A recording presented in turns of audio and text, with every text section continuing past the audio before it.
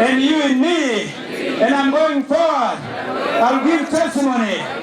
Ekiterane cy'abana n'eminyeto cyo mu rundi rw'12 cyetabirwemo enkuyanja y'eminyeto okwetorora umureberezo bwa ankore hamwe n'amarebereza gandi ahe abagambi Aakibiishopu Kazimba, Bishop Mwita Akiri okurgo mutarime diocese omuri Tanzania, Bishop George Tulyasingura owa East Rwenzori, abahereza ba mukamaba bashomise eminyeto okubayine kushoma Bibuli bakongera kumanya ebe mukama arukora babase kwetantara bana bibe bishuba abe birebi.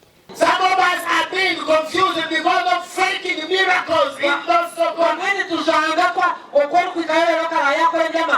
Some of them are mere shrines in the name of churches. Listen to the voice of your church minister and also be where you are supposed to be. If you are supposed to be at school, be there. What is killing us in this world is the desire to be like so and so. We forget that we are different. Reject the pressure of the world. Pressure, yes.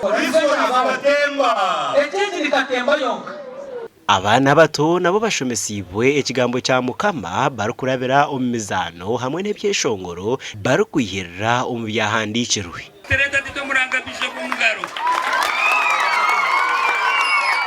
Titomuranga Bishop twenda kusima abo kugira ngo tebekanise ekiterane cyo mu 12 kandi tusima n'abatebekanise ekiterane eki okureba ngo cyaba successful.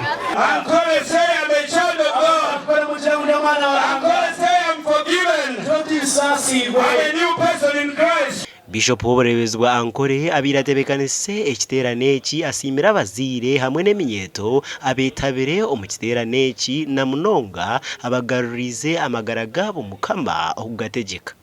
So 644 youth have been registered that they have responded to the message of Christ. So they moved from a negative to a positive.